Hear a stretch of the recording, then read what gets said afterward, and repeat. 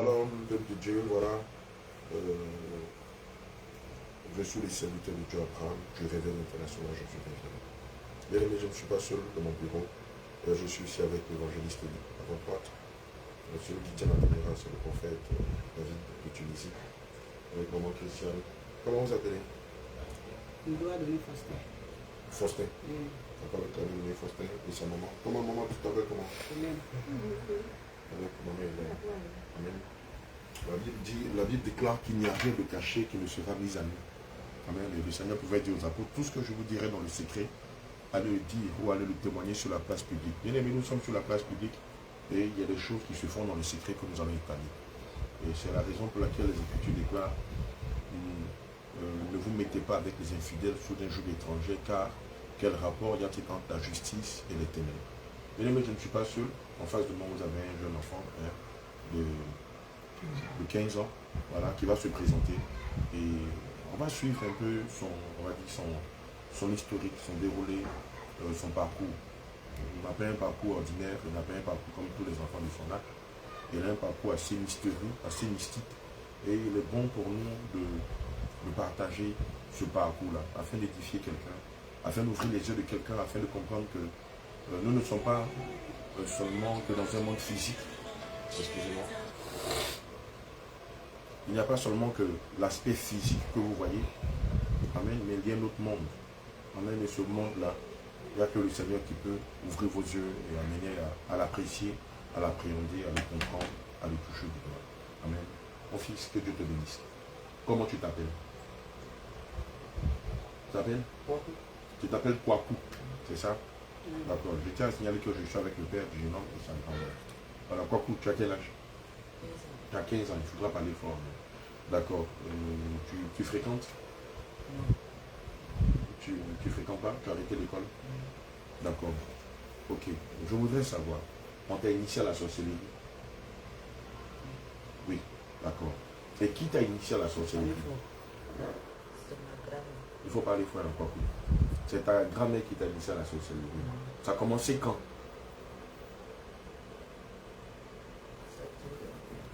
Ça a duré un peu. Tu étais bébé?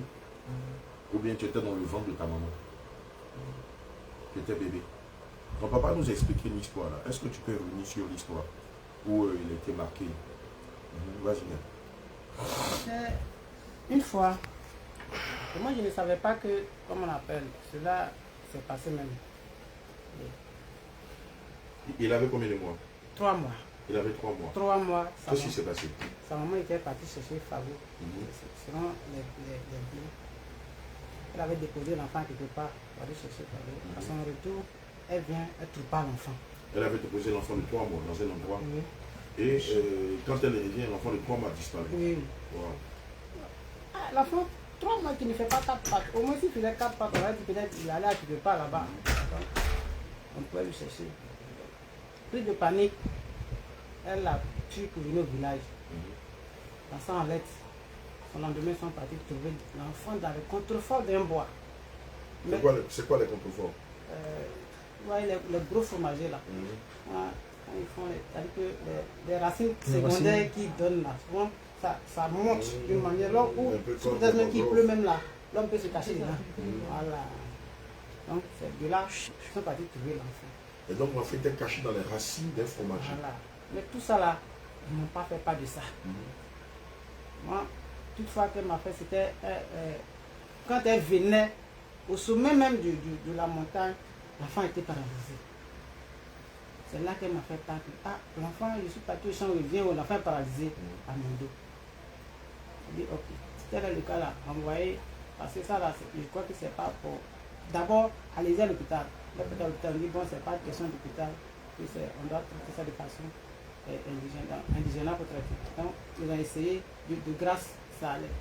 Je ne savais pas que l'enfant même était sorti même avec, comment on appelle, une marque sur son, comment on appelle, cuisse même. Je ne savais même pas même. Étant au village là-bas, quand il l'a amené pour qu'il puisse fréquenter, allez, je conseille, il dit, il va pas à l'école. Qu'est-ce qui n'a pas marché? Attends, on va revenir sur la marque là. Comment vous avez découvert qu'il avait une marque sur sa cuisse?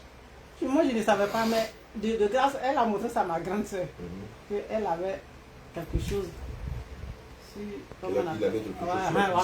Voilà, il avait quelque chose sur la cuisse. Mais moi, je ne savais pas que c'était un truc qui a été marqué par les genoux bien. Bon. C'est aujourd'hui, moi, j'ai vu, comment on appelle. Voilà, c'est aujourd'hui même, tout à l'heure. C'est aujourd'hui, tout de suite là. Tout de suite là, que moi, je viens à peine de voir réellement. À la peuple de Dieu, voilà la marque. Attends, on va voir. C'est où ça?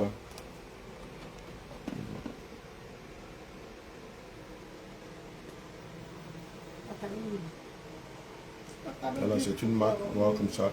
C'est comme une tache de naissance. Mais il n'est pas né avec, hein, c'est ça?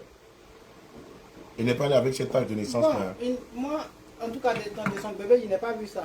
C'est après qu'on l'ait retrouvé dans les racines du fromager. Ah, ça là, c'est là-bas qui donne le nez. En même temps, même là, déjà, mon esprit était affolé. Il dit, ah, ça là, on fait comment? C'est quand il n'avait pas encore comment on appelle, découvert sur cette communauté-là. Donc j'étais obligé de l'amener. Bon, je cherchais coûte que coûte sa délivrance. On l'a envoyé chez un prophète. Il a fait presque 3 ans, je crois, très bien. Il n'a pas pu faire quelque chose. Alléluia. C'était... Je veux... Attendez. Peuple de Dieu, je veux vous rappeler que l'une des premières personnes qui, selon Genèse 4, verset 5, a été marquée d'un signe, c'était Caïn. Et pourquoi est-ce que l'Éternel avait marqué d'un signe? Parce qu'il avait versé le sang innocent de son frère Abel. Et donc, pour l'identifier, entre autres, le Seigneur l'a marqué d'un sceau sur son front pour dire que ce signe-là sera le symbole du crime que tu as commis en donnant la mort par jalousie à ton frère. Amen. Et lui, ce n'est pas sur son front, le genou Kwaku, mais c'est plutôt sur sa cuisse. Ce n'est pas une tache de naissance, mais c'est une marque. Amen. Qui symbolise assurément quelque chose dans le monde des ténèbres. Vous allez voir qu'au fil du temps, plus on va échanger, plus on saura exactement ce que veut dire ce symbole-là sur sa cuisse. Amen. Je veux rappeler qu'il y a plusieurs personnes comme ça qui sont marquées des signes. Des signes qui ne sont pas des signes de naissance.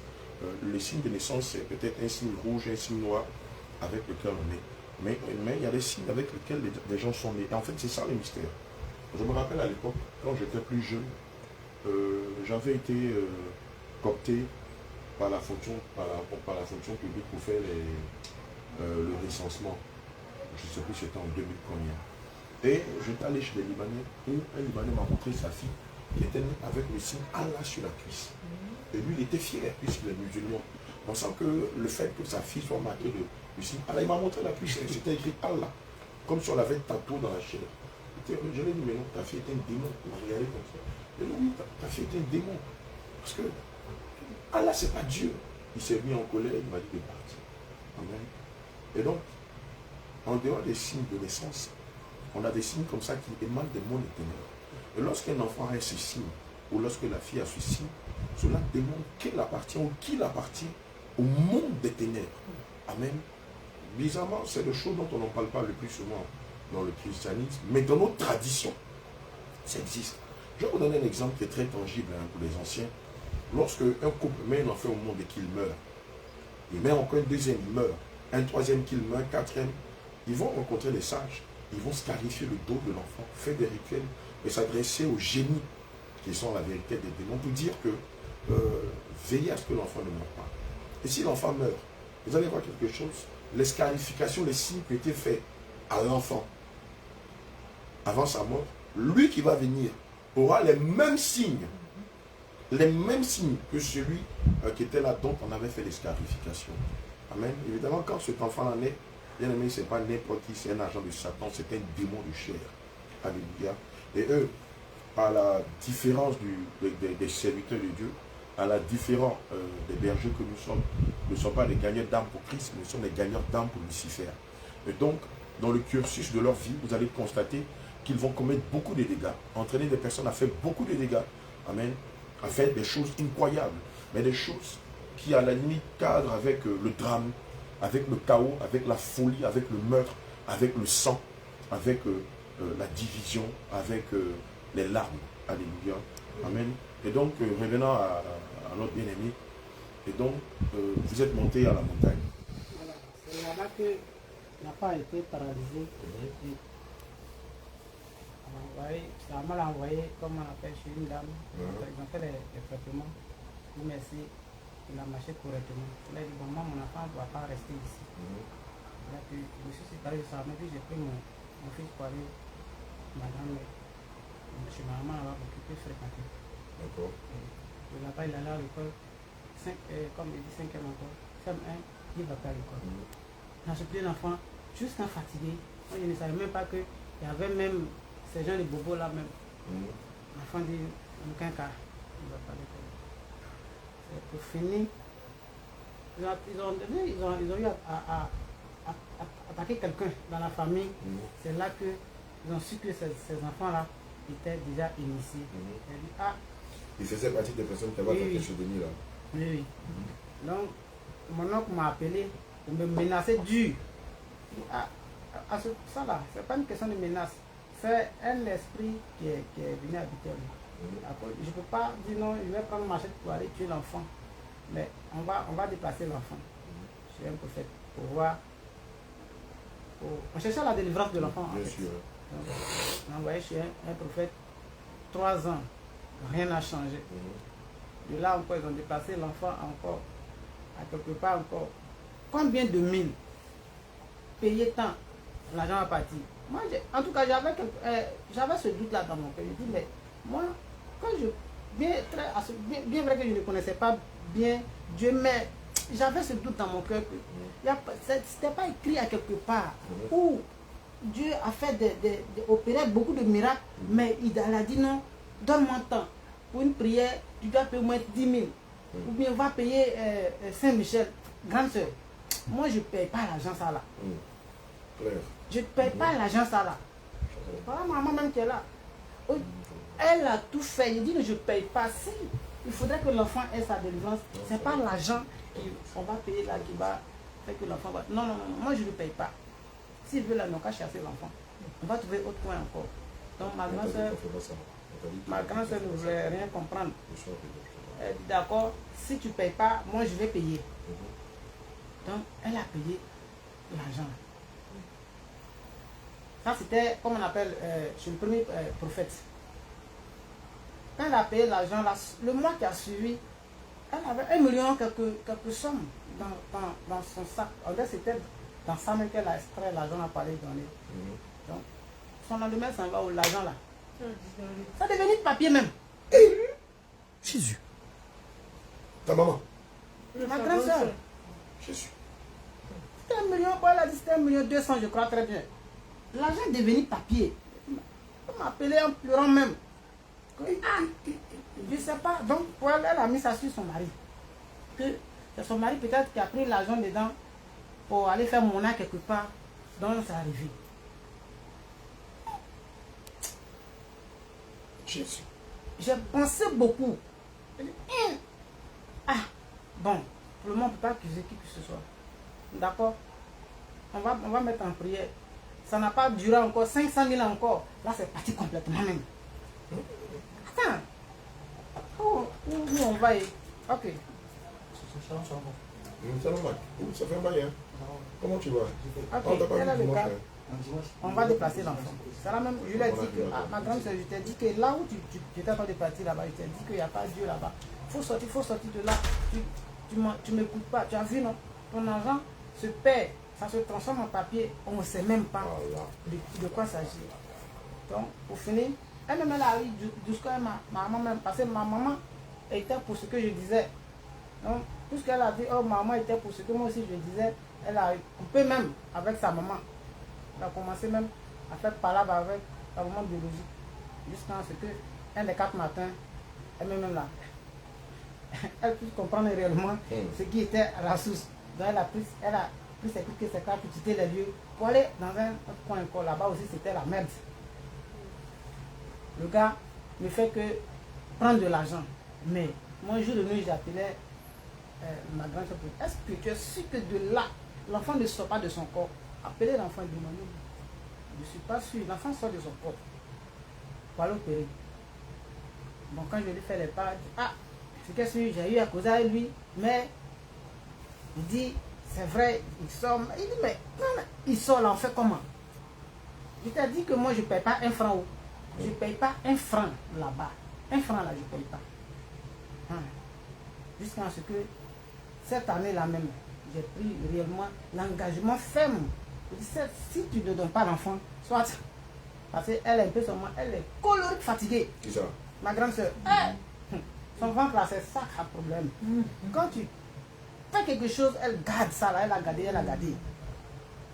Donc, j'essaie de manager un peu avec elle, jusqu'à ce qu'elle-même va bien dedans pour dire, ah, viens prendre l'enfant maintenant. L'enfant commence à m'attaquer maintenant. Viens, On va mettre une petite pause. C'est le lieu de rappeler au corps du Christ que c'est là où se trouve le drame. Pourquoi? Parce que beaucoup en quête de solutions, de guérison miraculeuse, de délivrance miraculeuse, en quête de mariage, en quête de possession de biens matériels, n'hésitent pas à verser toutes leurs économies entre les mains de parvenus, d'aventuriers, de prophètes majeurs, excusez-moi, de prophètes majeurs, de prophètes voyants, de daddy, de God of Eyes, de révérends, de monseigneur, de prophètes des nations, pensant qu'en donnant de l'argent à ces personnes-là, assurément, ils auront la solution à leurs problèmes, solution de guérison, solution de délivrance, solution de restauration, solution pour obtenir le mariage, solution pour obtenir des enfants et tout ça. Frère, ayez l'attitude du peuple de Béré. Comportez-vous comme il est écrit dans le livre de Josué au verset 8 qui déclare que ce livre de la loi ne s'éloigne pas de ta bouche. Médite le jour et nuit et agis fidèlement selon ce qui est écrit. C'est alors que tu réussiras, c'est alors que tu auras du succès. Frère, tant que vous allez donner de l'argent à ces aventuriers-là, vous ne verrez jamais rien. Non, il ne faut même pas qu'on se demande pourquoi. Parce qu'à la base, dès l'instant quelqu'un, au nom de Jésus, qui est le Dieu, qui est esprit, vous demande de l'argent, déjà il y a problème. Puisque Dieu ne se nourrit pas d'argent. Non, Dieu se nourrit de la repentance. Jésus-Christ de Nazareth se nourrit de la sainteté, de la vérité, se nourrit du renoncement aux œuvres mortes de la chair, se nourrit de l'obéissance, de la soumission à sa parole. Mais bon, vous cherchez la guérison, pendant ce temps vous avez des mèches. Vous cherchez la guérison, pendant ce temps vous êtes en collant. Vous cherchez la délivrance, pendant ce temps vous avez des dreads. Vous cherchez la délivrance, pendant ce temps vous mettez des parfums. Vous cherchez la délivrance, pendant ce temps vous avez des fossiles. Mais comment Dieu qui est pur, qui est vérité, peut-il interagir avec un corps dans lequel il y a de la faute, du mensonge ou de la fausseté? Comment Dieu peut-il interagir avec un corps dans lequel le corps est devenu le temple de la beauté artificielle ou du mensonge?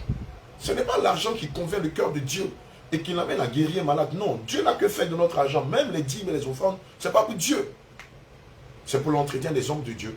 C'est pour l'entretien des veuves, des orphelins, des indigents. C'est pour l'entretien de l'église et pour faire croître l'église en achetant du matériel. C'est pour ça que les dîmes et les offrandes existent. Sinon, Dieu ne mange ni les dîmes ni les offrandes. À plus forte raison, Dieu va prendre de l'argent qui est lié à la marmaille. Ce n'est pas possible. Dieu ne... Mais lisez la Bible. Toutes les fois où le Seigneur Jésus devait guérir des personnes, prenons le cas de Marie de Magdala, dont il a chassé d'elle 7 démons. À quel moment le Seigneur lui a pris de l'argent? Regardons la résurrection de Lazare. À quel moment le Seigneur a demandé à sa famille de lui verser de l'argent avant de prier pour sa résurrection? La résurrection de la fille du centenier. À quel moment Jésus a dit au centenier, je veux d'abord de l'argent avant de ressusciter ta fille? Le serviteur d'un autre centenier, à quel moment Christ a-t-il demandé de l'argent avant de prier pour le serviteur de ce centenier? Prenons cette femme qui était pliée en deux pendant 18 ans, que le Seigneur rencontre dans la synagogue. La Bible dit qu'après avoir échangé, après avoir exposé sa doctrine, il a prié et cette femme qui était pliée en deux s'est tenue debout.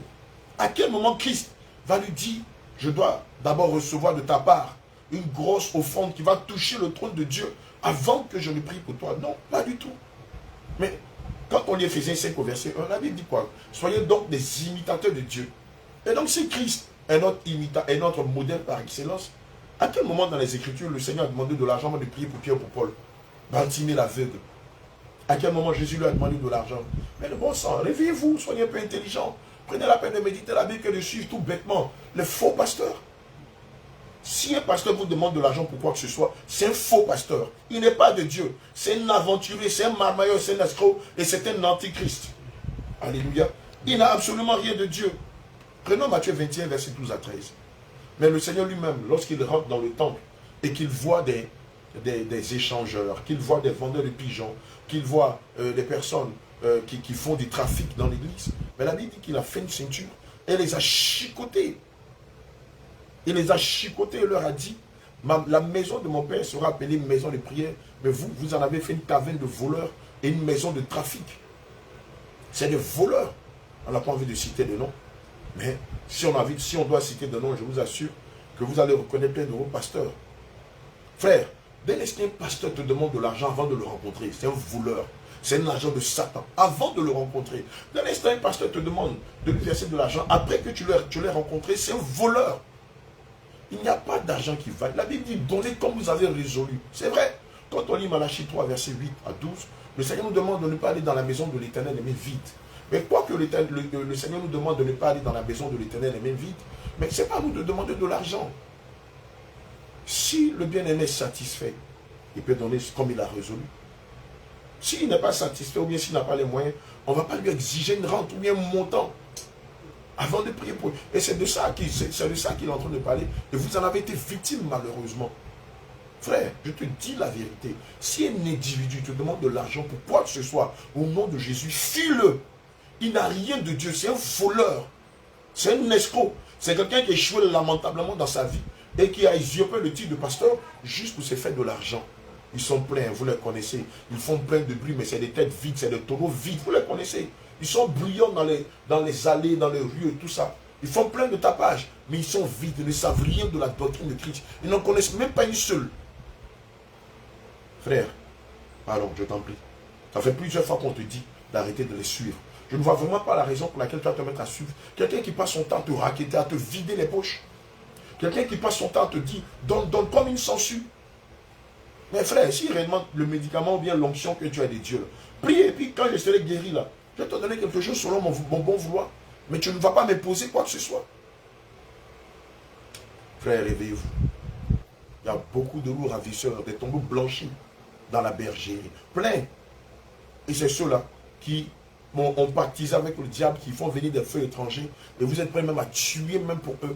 Que de défendre la cause de Christ, que de défendre la doctrine de Christ. Vous êtes prêts même à donner votre vie pour ces personnes-là. Le titre écrit dans la parole de Dieu, maudit soit celui qui prend la chair pour appui. Maudit soit celui qui place sa confiance en l'homme. Alléluia. Et donc, ce prophète et ce deuxième prophète n'ont pas arrêté de vider vos poches. Et la première fois, ta grande soeur lui donne de l'argent. Elle avait plus de 1 million d'économies. Oui. Et l'autre partie de l'argent est devenue comme de la cendre. C'est devenu papier même, papier. Papier. Jésus. Papier. 1 million. Pas dit 1 million beaucoup. 1 million 200, comme ça. C'est parti comme ça. Et une seconde fois, là c'était 500 000. Il avait pris 10 000 francs dessus. Le reste, pouf, on ne sait pas où c'est parti. Il dit, ah, la grande soeur, je t'ai bien dit, que là où tu as mis ton pied, Jésus n'est pas là. Sûrement, ce sont ces esprits-là qui ont volé ton argent. Ou bien, bon, pour moi, on va prier pour en savoir plus. C'est là qu'elle-même a vu qu'elle est dedans maintenant. Puis, elle dit, bon, je vais rester ici. Elle a quelque part là-bas, je vais partir. Celui-là, ce dernier aussi, même là, c'était la cata. C'était la cata aussi. En train de vider les poches de ma grande soeur. Jusqu'à ma grande soeur, avant, franchement, quand bien même qu'elle est ménagère, mais, franchement, si tout de suite, tu l'appelles, ah, j'ai besoin de 3-4 millions, elle va décaisser tout de suite là même. Mais aujourd'hui, je parle. À force de parcourir ces prophètes en prophète là, elle est vidée. Ils l'ont dépouillé de tout ce qu'elle avait. Quasiment. Oh, Jésus. Plus pire encore, maintenant même là, quand elle fait ses maraîchères, rien n'est réussi maintenant à la pluie. Comment est-ce qu'elle va pouvoir avoir cet argent même pour faire quoi ce que ce soit? Rien. Elle est tombée KO même. J'ai mal au cœur comme ça, mais je ne connais pas. C'était pas fini.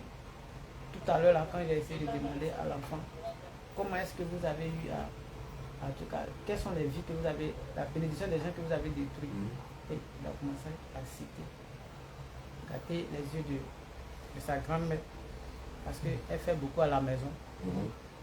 Elle la rend aveugle, comme ça, elle va rester pour de bon. C'est fini. Et dans ça là même là, il y a un pasteur encore qui a dit à ma maman, ah, comme tu ne vois pas, ils ont gâté tes yeux, il faut m'envoyer 120 000. Il y a une vieille mère comme ça, où elle va trouver cet argent? C'est incroyable. Marie qui est aveugle, le pasteur lui demande 120 000. 120 000 francs. J'ai prié pour toi, tu vas voir. N'importe quoi. J'ai dit, elle me l'avait dit. Au début, vous voulez me cacher. Non, on va venir à Bassam ici. Il y a un pasteur ici, là. Il peut faire, il dit, je ne faut rien, je ne veux même pas, je ne veux rien écouter. Ce qui est sûr, on va venir à Bassam.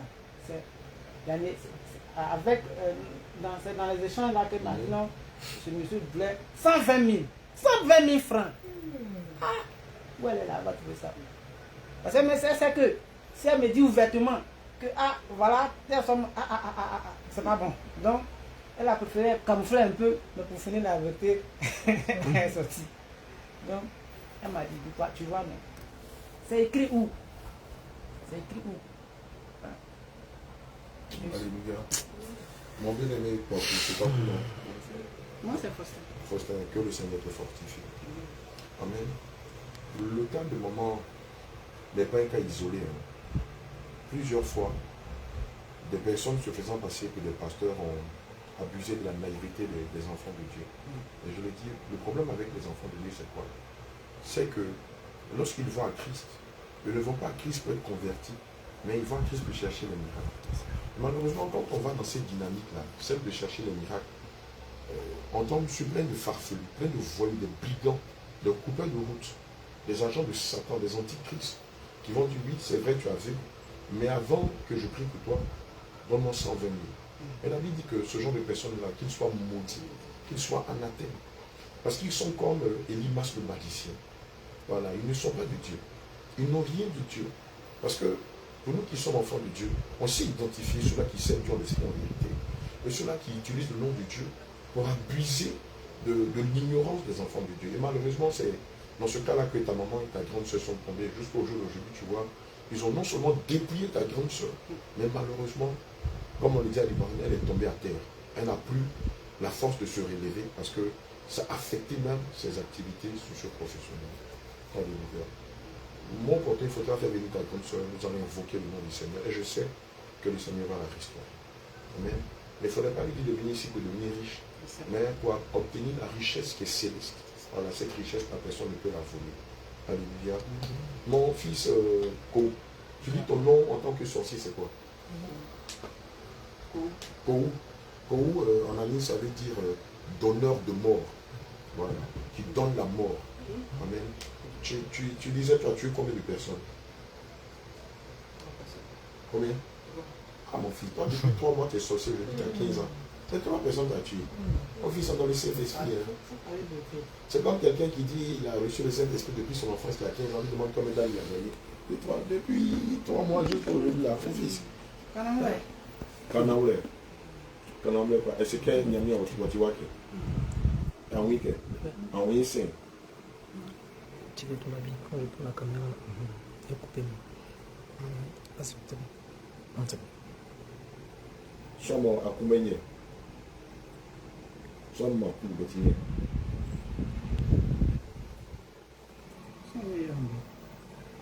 Maintenant, ce que tu as tué, sont combien? T'en as où les? On te donne quoi? Mais maintenant,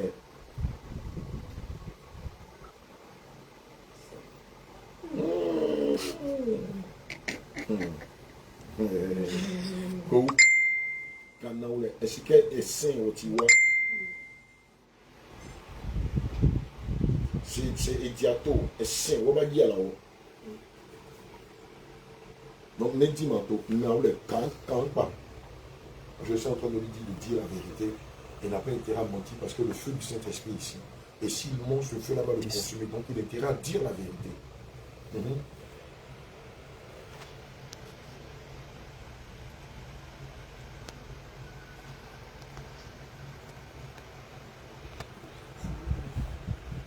Mais tu ne donnes pas. Il dit qu'il a tué plusieurs personnes. D'accord. Les personnes que tu as tuées, il y a les membres de ta famille dedans. Il y a des personnes étrangères. Comment tu les as tuées?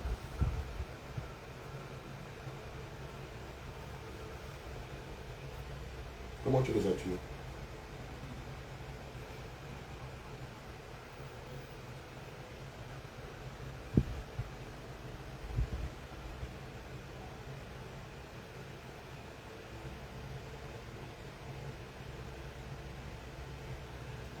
besoin d'eux. Comment tu les as tués? Tu peux nous expliquer un peu? Quand vous pouvez m'aider ici.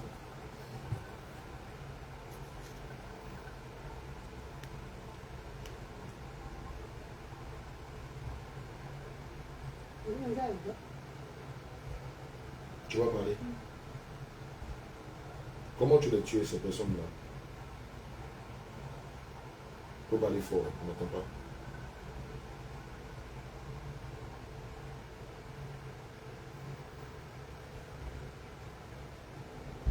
Tu veux quitter la sorcellerie, non?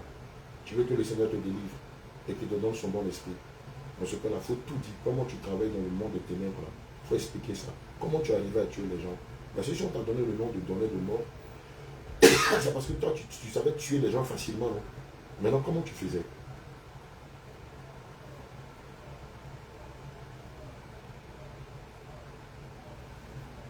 Comment il faut expliquer un peu les techniques que tu utilisais?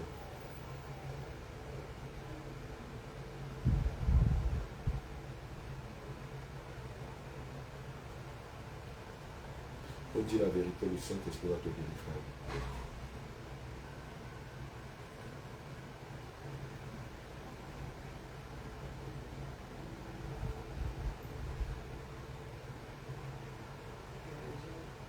Il ne faut pas aller fort, on n'entend pas. Les gens qui ne vont pas à l'église là. Oui.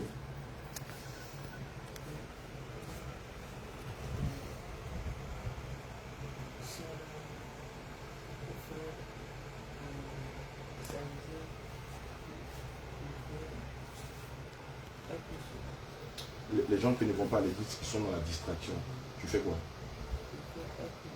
Tu fais un coup. Comment ça? Explique-moi un peu. Explique-moi comment tu fais. Un coup là, ça veut dire quoi?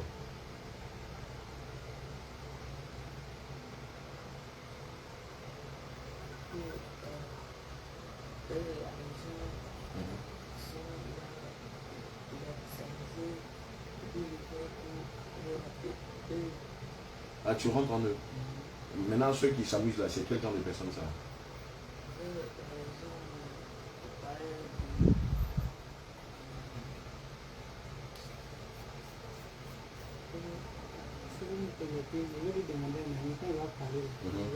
D'accord, ok, vas-y. Oui, c'est. Quand il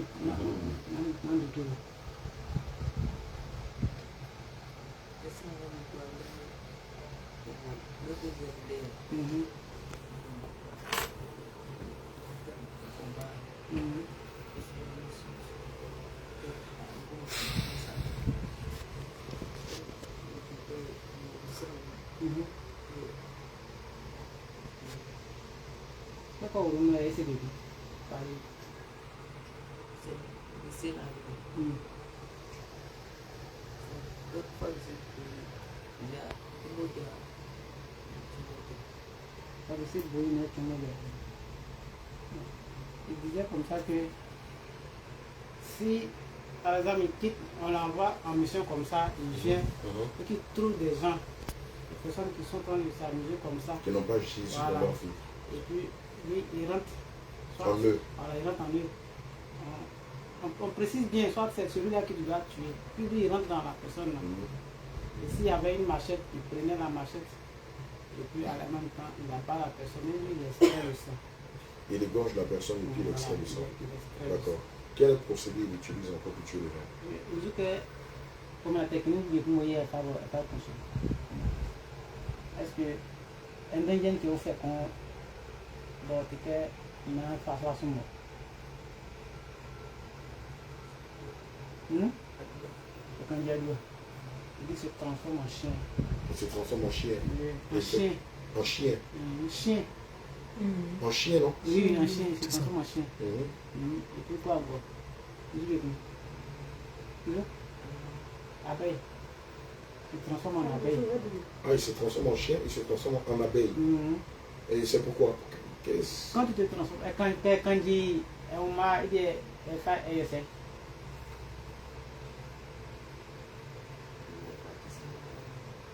on m'a dit qui sont morts, oui, c'est ça.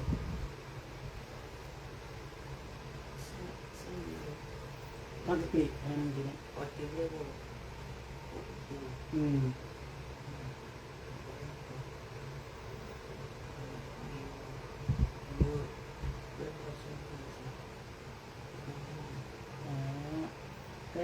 Sortir ça beaucoup pour. Et awa quand je mania wania iwao. Mais amo going dans ça, amo fangina. 15 jours dans il disait comme ça que souvent quand il se transforme en abeille, mais quand il vient et que la personne est là, la personne est soucieuse, il pense beaucoup, et lui il se transforme en abeille et puis lui il vient. Abeille là, lui sa mission c'est pour venir récupérer l'âme de la personne. Mais quand il récupère l'âme, il tue pas ça de façon humaine comme ça, mais il transforme en un animal, soit poulet, chair. Et quand tu deviens chien, ça vous fait quoi? Quand il se transforme en chien. Quand il y a du arrière, Il faut...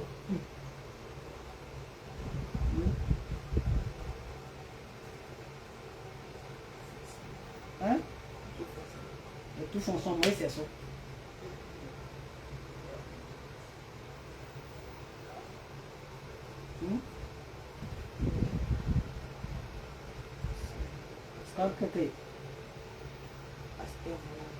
Pasteur moi.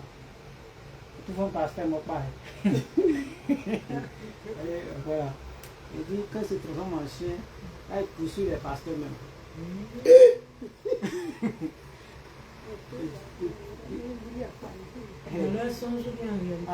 Ensemble, la tête se transforme en chien, là il poursuit bien les pasteurs.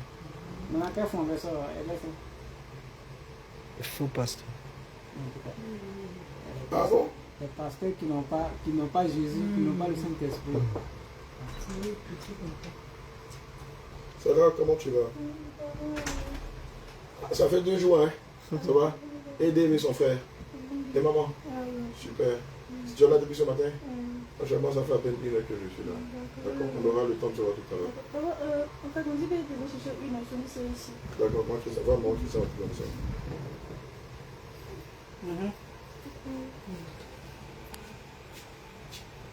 Qu'elles font de ça avec nous? Quand il crie, quand du seul, il ne joue pas. D'accord.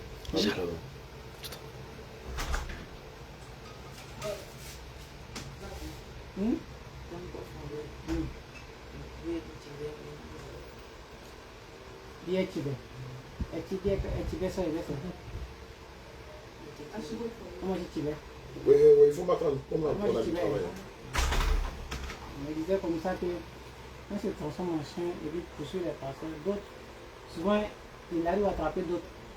Souvent aussi, il n'arrive pas à attraper d'autres. Mais ceux qui il arrive à les capturer là, là il prend, comme on appelait, âme et puis ça va les attacher. Et donc, il a déjà attrapé des pasteurs en tant que sorcier? C'est ça l'histoire. Il est Démon. Arriva. Hein? Hirabi. Et depuis, comment on appelle, quand je dois ça, Hirabi fait. On n'a pas encore attrapé aussi d'abord. Il a déjà attaqué des pasteurs, mais il les a jamais attrapés. Mais il les poursuit, non? Il les matait, tout ça. Il faut demander s'il est mort même. Comment on appelle, Ekabe.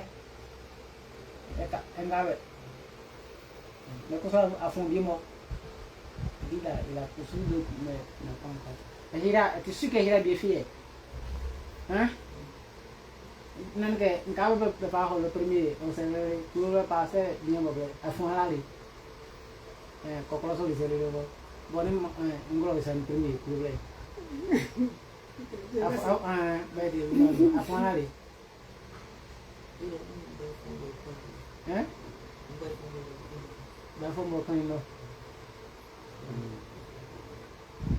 Maintenant, la deuxième année.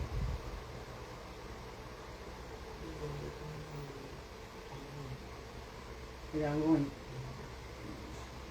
disait comme ça, comme là il est parti pour nous, là déjà, il y avait déjà des sorciers là-bas déjà, dans son camp là-bas. Maintenant, comme on appelle, un peu devant là-bas, il l'a emmené là. Là, en tout cas, il n'a pas poursuivi ce dernier. Il est quand il joue de vous. Après, on va jouer de vous. Après, des essais. Chose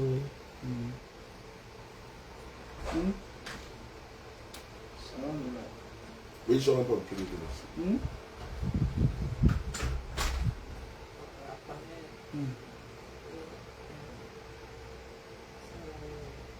Quand des papa, oui, ça.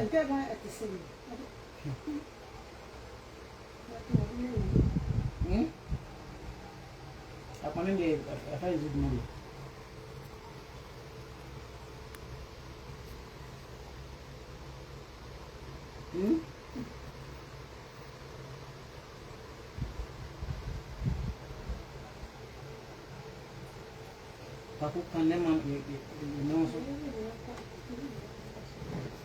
C'est quoi, je ne vais pas parler? Hein? Quoi, tu ne veux pas parler? À parler de FAISO. FAISO. Pas au son mot. À parler d'émission de quoi pas au son mot éduqué. Hein? Elle descend mal, maman. Il se transformait aussi, comme on appelle, en souris. Là, c'est pour prendre, comme on appelle, le cœur des gens. Elle se transforme en chauve-souris pour voler le cœur des gens.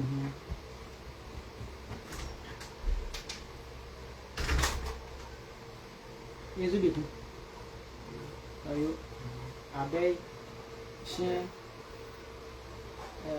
chauve-souris. C'est ça, non? C'est ça. Il y a pouvoir venir. Pour nous qui est femme comme pouvoir. Enfin, dans une qui est.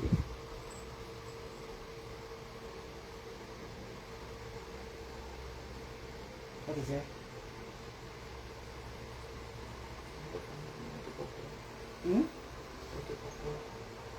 Il m'a dit 15 que une joue qui est.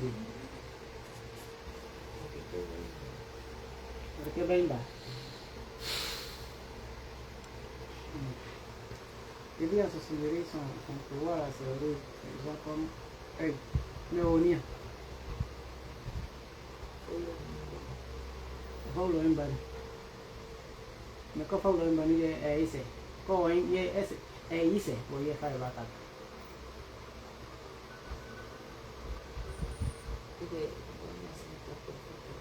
C'est pas tout. Il dit ce pouvoir-là, il n'attaque pas avec ce qui est dans ses yeux là. Il n'attaque pas avec les troncs pour s'envoler. Ah bon? Ça veut dire qu'il n'a pas un seul pouvoir, il a plusieurs. Donc il faut qu'il détermine où sont les pouvoirs. Maintenant, que ce soit comment on appelle le pied, pouvoir de la femme? main. Son que? On tenait. Mais bien aussi.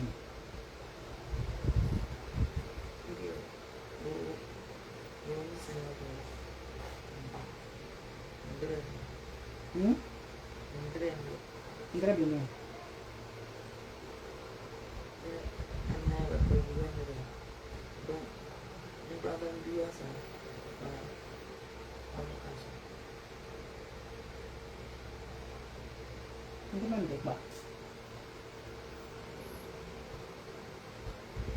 André. Cái coi gì nó đều qua đông qua ba đều đông qua ba qua pas Non, des voyous aussi. Il dit ces ailes-là sont dans son dos. Maintenant, quand il fait sortir ces ailes-là, il ne peut pas prendre ses ailes seules pour s'envoler. Mais il utilise son pouvoir là pour augmenter, pour pouvoir s'envoler. D'accord, ok. Il ne peut pas prendre ses ailes seules pour s'envoler quand il fait sortir ses ailes. D'accord, il a déjà provoqué des accidents, des avortements, détruit des foyers, puisque le livre de Jean 10 déclare que le voleur ne vient que pour dérober, pour égorger et pour détruire. Donc qu'est-ce qu'il a fait avec ses pouvoirs? Est-ce qu'après le accident, il dit il a provoqué l'accident. D'accord. Et dans le foyer, dans les études des gens et tout ça.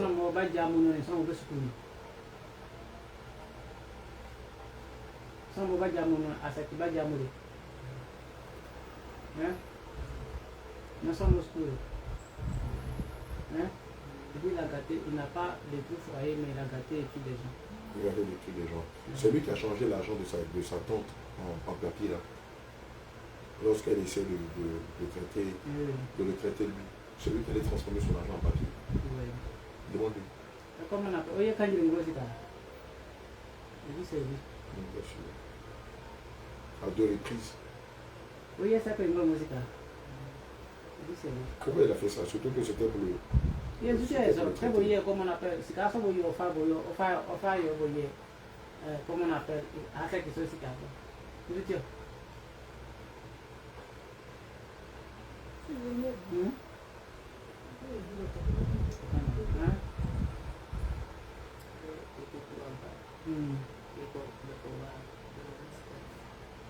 Le mobile. Ah, on n'est pas. Comme vous pouvez voir, c'est.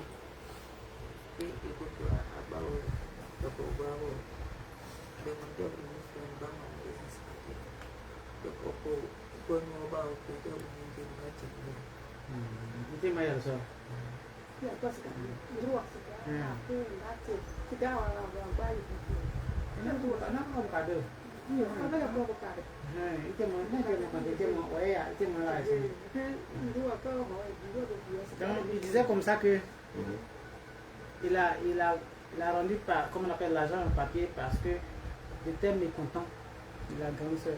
Sous prétexte qu'il aide bien la grande soeur à travailler. Mais il arrive souvent, la grande soeur donne l'argent à ses enfants. Et comme elle peut donner au moins 1000 francs à ses enfants. Même au marché, il y a des jours, la grande soeur peut amener les enfants, ses enfants au marché. Mais si la grande soeur donne 1000 francs à ses enfants, lui en retour, lui-même qui aide la grande soeur, elle donne au moins 250. Donc il n'était pas content du tout. La raison pour laquelle il a rendu ça comme ça. D'accord, ok, pas de souci. Est-ce qu'au jour d'aujourd'hui, il est prêt à renoncer à la sorcellerie pour s'attacher au Seigneur Jésus?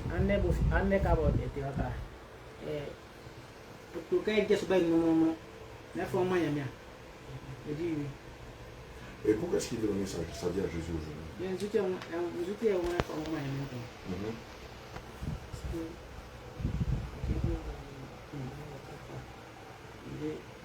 ce qu'il est dedans là, il voit que réellement c'est pas une bonne chose. D'accord. Lorsqu'il est venu ici, contrairement aux autres églises là, quelle est la différence entre le réveil international Jésus Réveil qui appartient au Seigneur et les autres communautés où j'étais déjà parti et tout ça? On est là, ils ont différence de nous. Parce que quand on est là, à son niveau, on est là. Et non, est comparé. Ils ont les sons de tirer comme à son niveau.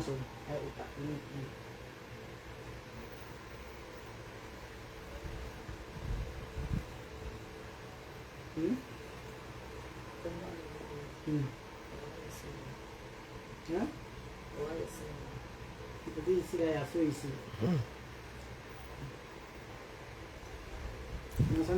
On n'a qu'à bien parler, on n'a qu'à bien parler. Il faut bien parler, il ne doit pas.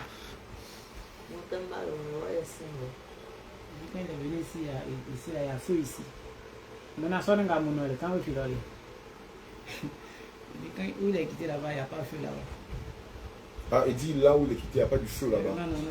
C'est ici. Ici, là, il y a feu. Jésus. Amen. Wow. Il dit ici il y a le feu. Et donc c'est pour ça qu'il a décidé de donner sa vie à Jésus. Amen. Et malgré le feu, est-ce qu'il peut attaquer? Est-ce qu'il peut faire du mal à un serviteur ou à un enfant de Dieu? Malgré qu'il y a le feu là. Même si quelqu'un va faire, c'est quoi à son babi tel bien, il me dit faut bien. Il dit que pas. D'accord, ok. Ils ont déjà commencé à prier pour lui. D'accord. Bien aimé, je veux te rappeler deux faits dans les Saintes Écritures. Le premier fait, c'est Genèse 35, verset 5. La parole de Dieu révèle que lorsque Jacob et sa famille ont changé de vêtements, qu'ils se sont purifiés, qu'ils ont retiré tous les dieux étrangers, la Bible dit que les villes qui les entouraient ont été animées d'une grande frayeur, ont eu peur de les attaquer. Et depuis lors, ces grandes villes-là ont renoncé à leur projet de les attaquer. Amen. Et lorsqu'on lit Hébreux 12, verset 29, la parole de Dieu nous révèle que Dieu est un feu dévorant. Bien aimé, ne prenez pas que l'œuvre des ténèbres t'attaque, quoique ils sont tenus de t'attaquer, hein, mais ne prenez pas qu'ils aient accès à ta vie. Voilà, c'est de ça qu'il s'agit. Amen. Puisque la Bible dit que ils nous combattront, mais nous ne nous vaincrons pas. Ils nous feront la guerre, hein, selon Jérémie 19, 19. Ils nous feront la guerre, mais nous ne nous vaincrons pas. Donc ne prenez pas que l'ennemi ou l'œuvre de la sorcellerie ait raison de toi. Tu dois te départir, te défaire, te dépouiller de tout ce qui leur appartient. Luc 20, verset 25 déclare, rendez à César ce qui est à César et à Dieu ce qui est à Dieu. Comment tu peux avoir la guérison si tu as encore des mèches sur ta tête? Comment tu peux avoir la délivrance si tu as encore la bague de mariage à ton doigt? Comment le Saint-Esprit peut te restaurer si tu as encore, toi, femme, des pantalons, des collants, des vêtements sexy? Comment est-ce que les sorciers n'auront pas raison de toi tant que tu portes des choses, des parfums, des produits cosmétiques, des produits de beauté, des maquillages, pardon, des mascaras? Comment le Saint-Esprit peut délivrer son fils si son fils ou sa fille ont encore des choses qui viennent du monde des ténèbres? Non. Il y a des principes qui sont humiliables. Alléluia. C'est ce qu'on appelle des lois universelles. Tant que vous brisez ces lois universelles, la puissance de Dieu n'aura pas de puissance sur vous. Ou le pouvoir de Dieu n'aura aucune puissance sur vous. Et donc, pour que la puissance de Dieu puisse être manifeste, comme il a dit, pour que le feu du Saint-Esprit descende et consume le mal en vous, vous devez d'abord vous défaire de vos faux cheveux, de vos collants, de vos maquillages, de vos mascaras, de vos parfums, de vos produits de beauté, des vêtements sexy, des vêtements jeans, de l'idolâtrie, de vos idoles et tout ça. Et vous repentir sincèrement. C'est à la suite que le feu dévorant, selon Hébreux 12, verset 29, descendra sur vous et consumera toute infection liée au monde des ténèbres. Bien aimé, c'est comme lorsqu'on a envie de traiter une blessure. On va d'abord désinfecter la blessure avec de l'alcool, amen, et du coton. Mais vous êtes une blessure. Et tant que l'alcool, qui est la vérité, ne vient pas désinfecter l'ignorance qui est la blessure, frère, on aura beau prier pour vous, cela n'aura aucun effet. Je veux que tu comprennes bien la dynamique. Je vais lui poser 2 ou 3 questions, vous verrez. Dis-moi, mon fils, si une femme met mèche, même si elle est pasteur, quoi qu'il n'y ait pas de femmes pasteurs, une femme est elle chrétienne, elle a mis mèche, vous pouvez l'attaquer ou bien vous ne pouvez pas l'attaquer. Il faut parler fort. Vous pouvez l'attaquer. Une femme qui a mis mèche, elle va à l'église, hein, elle paye ses 10, elle paye ses offrandes, vous pouvez l'attaquer. Mais pourquoi vous pouvez l'attaquer? Parce que quoi? Mais bien aimé, qu'est-ce qui t'étonne? L'Écriture déclare que le Seigneur fait de nous des flammes de feu. Amen. Et de ses anges des vents. Alléluia. Amen. Je connais même le cantique qui dit, il fait des flammes et messagers. Il fait des vents et messagers. Des flammes de feu, ses serviteurs. Alléluia, Jésus fait son entrée. Acclamez-le. Mais comment tu peux être une flamme de feu si tu as des faux cheveux? Mais les faux cheveux éteignent la flamme de feu en toi. Comment tu peux être une flamme de feu si tu adores la statue de Marie? Mais la statue de Marie éteint le feu en toi. Comment tu peux être une flamme de feu si tu fumes, tu bois, tu prends de la drogue, tu fumes de la cigarette, tu prends de l'alcool, sous prétexte que Gédéon de la Tchékouva t'a dit qu'on peut boire, coucher avec des prostituées, elle aussi. Mais frère, tu éteins. Comment tu peux être une flamme de feu si tu vis dans la polygamie? Or, nous savons que Jésus n'a qu'une seule église. Le réveil international, Jésus revient. Comment tu peux être une flamme de feu si tu vis dans la masturbation, dans la pornographie? Comment tu peux être une flamme de feu si tu vis dans l'adultère, dans la prostitution, dans la débauche? Comment tu peux être une flamme de feu, femme, si tu as encore des collants, des pantalons et que tu te caches derrière des assertions telles que non, Dieu ne regarde qu'au cœur? Frère, Proverbe 28, verset 26 déclare que Dieu ne regarde pas seulement qu'au cœur. Non, le Seigneur déclare en Proverbe 28 au verset 26 que celui qui place sa confiance dans son cœur est insensé. Le truc c'est quoi? C'est que tu dois placer ta confiance en la parole du Seigneur Jésus. Et comme il a dit dans l'Église Jacques 4, il dit ne vous bornez pas qu'à écouter la parole de Dieu, mais surtout mettez-la en pratique. Et donc pour qu'il y ait le feu en toi, tu dois mettre la parole de Dieu en pratique. Et donc si tu ne la mets pas en pratique et que tu te bornes par de faux raisonnements, frère, mais il a dit il n'y a pas du feu. Mais évidemment quand il n'y a pas du feu, tu éteins. Et quand il n'y a pas du feu, le feu étranger, le feu qui vient des ténèbres là, va te consumer. Les femmes qui portent haut talon là, est-ce que vous pouvez les attaquer ou bien vous ne pouvez pas les attaquer? Pourquoi? Lui-même, ça l'amuse. Frère, je te dis, ça, c'est le béaba de la vie chrétienne. Ça, c'est le béaba. Et quand j'entends des pasteurs qui disent que non, vous réduisez la grâce du salut, non, ne met pas des pantalons, ne met pas des collants, faut pas, non, on ne doit pas célébrer la Noël, les femmes ne peuvent pas être pasteurs. Frère, ce n'est pas réduire la parole de Dieu, c'est la parole de Dieu. C'est comme quelqu'un qui est au CP1, on lui présente les maths. 1 plus 1 égale à 2. 2 plus 2, 4. 4 plus 4, 8. 8 plus 8, 16. 16 plus 16, 32. Et puis le jeune élève dit, mais comment on peut réduire l'enseignement public à 1 plus 1 égale à 2. 2 plus 2 égale à 4. Frère, mais c'est avec ça que tu vas passer au CP2. Et c'est avec ça, demain, quand tu auras fini tes études, que tu vas faire les calculs en comptabilité, en algébrique, en chimie, en astéologie, et dans d'autres grandes matières. Mais si tu n'as pas cette base-là, qui est purement terrestre, comment lorsqu'on va t'enseigner des choses célestes, tu pourras comprendre. Et donc l'évangile de Christ est réduit à ça. Femmes, ne portez pas des pantalons de peur que vous mouriez et que vous vous retrouvez en enfer. Femmes, hommes, ne mettez pas des boucles d'oreilles de peur qu'en mettant ces choses sur vous, que vous ne mouriez, que vous n'ayez en enfer. Eh bien, mais si c'était réductible, tu as mis un collant. Tu as mis un collant en bas. Ah, là, vous étiez là, non? Mais c'est pourquoi le petit Coco dit que là-bas, il n'y a pas de feu. Frère, laisse-moi te dire la vérité. Oui, l'évangile de Christ est réduit à ça. N'est-il pas écrit dans la parole de Dieu en Matthieu 5, au verset 19, au verset 17 à 19, que jusqu'à ce que le ciel ne passe, jusqu'à ce que le ciel et la terre ne passent, aucune lettre de la loi ne sera retranchée. Aucun iota de la loi ne sera retranché. Et que je ne suis pas venu abolir la loi, mais l'accomplir. Ça veut dire quoi? Ça veut dire qu'aujourd'hui, être sous la grâce, c'est beaucoup plus difficile que lorsque nos pères étaient dans la loi. Parce que dans la loi, pour pécher, il fallait passer à l'acte. Or, aujourd'hui, pour qu'on parle de péché, même tes intentions, tes pensées sont condamnables. C'est pourquoi les Saintes Écritures déclarent que Christ sonde les reins et les cœurs. Donc ici, tu n'as même pas besoin d'aller même avec la femme de ton voisin. Mais dès l'instant où tu la convoites, la Bible dit que tu as péché. N'est-ce pas ce qu'il est écrit en Matthieu 5 au verset 28? On vous a dit, au verset 27, il est dit, on vous a dit que tu ne commettras pas d'adultère. Et Christ dit, mais moi je vous dis que quiconque convoite une femme dans son cœur a déjà commis l'adultère avec elle. Donc ça veut dire que les choses sont beaucoup plus difficiles aujourd'hui. Et c'est pourquoi Luc 13, 24 déclare, efforcez-vous de rentrer par la porte étroite, car beaucoup chercheront à y entrer, mais ne le pourront pas. Bien aimé, la sainte doctrine vient pour nous faire des toiles, pour nous faire un toilettage, un véritable toilettage. Au même titre que Hadassa Esther, pendant une année, a fait ses toilettes avant de rencontrer le roi Azurus, la sainte doctrine vient pour nous amener à faire notre toilette. Quand on parle de toilette, c'est de se laver, c'est de se rendre pur, c'est d'être propre.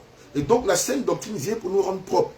Or, la sainte doctrine, c'est, évidemment, tu ne peux pas porter des collants, tu ne peux pas mettre des mèches, tu ne peux pas te maquiller, tu ne peux pas adorer des faux dieux, tu ne peux pas manger des viandes sacrifiées aux idoles, sois soumise à ton mari, tu dois craindre Dieu, tu dois l'aimer, aimer ton prochain comme toi-même. C'est ça le toilettage. Et pendant qu'on est dans le réveil, nous sommes en train de faire notre toilette pendant une année. Et évidemment, pendant le 10e mois, amen, quelque chose d'extraordinaire va se produire. Amen. Au 10e mois, la Bible dit que le roi appela Hadassa Esther. Et la Bible dit que Hadassa Esther avait trouvé grâce aux yeux du peuple, aux yeux de tous ses encadreurs, aux yeux du roi. Bien aimé, Hadassa Esther, c'est l'image de l'Église. Le roi Azurus, c'est l'image de Dieu. Amadoché, c'est l'image du Saint-Esprit. Évidemment, si vous dites qu'on ne peut pas réduire l'évangile à ça, frère, non seulement vous êtes en train de vous égarer, mais vous êtes en train d'égarer le peuple de Dieu. Parce que même, regarde, le petit sorcier vous dit que lorsque vous mettez des pantalons femmes, lorsque vous mettez des mèches, lorsque vous maquillez, vous vous êtes éteint. Et ça leur donne le droit non seulement de vous attaquer, mais de vous détruire, de voler tous vos biens. Oui, nous avons réduit l'évangile à ça. Parce que si ce n'était pas écrit, on n'allait jamais parler de cela. Et je vais te rappeler que Christ a tué pour moins que ça. A chassé du jardin d'Éden pour moins que ça. Adam et Ève n'avaient pas mis des dieux étrangers. Ils avaient désobéi à la voix que leur disait de ne pas manger le fruit de la connaissance du bien et du mal. Et toi, qu'est-ce que tu fais? Au quotidien, tu te rebelles contre lui. Dans les murmures, dans les calomnies, dans les vêtements mondains, dans l'enfoncement des faux raisonnements. Et tu penses que tu serais épargné. Mais si le petit sorcier du village ne peut pas, lui ne va pas t'épargner, tu penses que Dieu, qui a établi ces lois universelles depuis des millénaires, va t'épargner? Puisque nous savons que quiconque contrevient à ces choses, désobéit à la parole de Dieu. Oui, lorsque tu ne mets pas des boucles d'oreilles, lorsque tu portes des boucles d'oreilles, tu désobéis à la parole de Dieu. Puisque c'est écrit selon Exode 21, verset 1 à 7. Lorsque tu portes des pantalons, toi femme, tu mets des vêtements sexy, tu désobéis à la parole de Dieu. Selon Exode 22, verset 1 à 5. Pardon, Exode 22, verset 5. Lorsque tu portes des vêtements subjectifs qui laissent entrevoir tes rondeurs, ta partie privée, tu désobéis à la parole de Dieu qui te demande de t'habiller avec pudeur et modestie, selon 1 Timothée 2, verset 9. Alléluia. Lorsque tu fais des coiffures mondaines, que tu sois un homme ou que tu sois une femme, tu désobéis à la parole de Dieu. Jacques 4,4 ne nous dit pas que, adultère que vous êtes, ne savez-vous pas que l'amour du monde est inimitié contre Dieu? Frère, toute la parole de Dieu, ou la parole de Dieu nous recommande de lui obéir. Et donc, si tu n'obéis pas à la parole de Dieu, tu n'obéis pas à Christ, et du coup, tu n'aimes pas Christ. Et donc, quand vous n'obéissez pas à Christ, Christ vous livre entre les mains de vos adversaires, les Philistins, les Cananéens, les Jébusiens, les Séiciens. Les voilà ici. Mais en dehors de sa personne physique, puisque je ne m'adresse pas à la personne physique, mais je m'adresse à ces géants qui sont en lui et qui le poussent à vous faire du mal. Et grâce à ça, le Seigneur vous le livre, comme il a livré Israël en pâture, puisque plusieurs fois Israël a refusé royalement, délibérément de se soumettre à Dieu. Mais c'est écrit, même dans la Nouvelle Alliance, c'est écrit. La Bible dit que celui qui n'obéit pas à la voix de l'Éternel est déjà dans la voie de la mort. Alléluia. Amen. Et c'est pourquoi que de coûter des charognards, que de coûter des vautours qui se font passer pour des véritables serviteurs de Dieu, je vous en prie, fermez vos oreilles à ces pasteurs-là, sortez de leur camp d'embarcation pour l'enfer, venez là où la vérité est prêchée et préparons-nous pour le ciel. Bien-aimé, je te rappelle que ce qui s'est passé au temps de Noé est encore en train de se passer sous nos yeux. Les gens se marient leurs filles, vendent leurs champs, font leurs affaires, se concentrent sur les réseaux sociaux, sont dans la distraction, et pendant qu'on les prévient, ils pensent qu'on plaisante. Comme avant que Sodome et Gomorrhe ne soient détruits, plusieurs pensaient que l'autre plaisantait. Alléluia. C'est le temps de rentrer en toi-même, de faire ton mea culpa. Et je sais que le Seigneur te montrera le chemin et tu pourras venir pour pouvoir, pourquoi pas, prendre ton ticket pour le ciel. Que le Seigneur te bénisse. Alléluia. Amen. Fiton. D'accord? Ils ont prié pour lui tout à l'heure.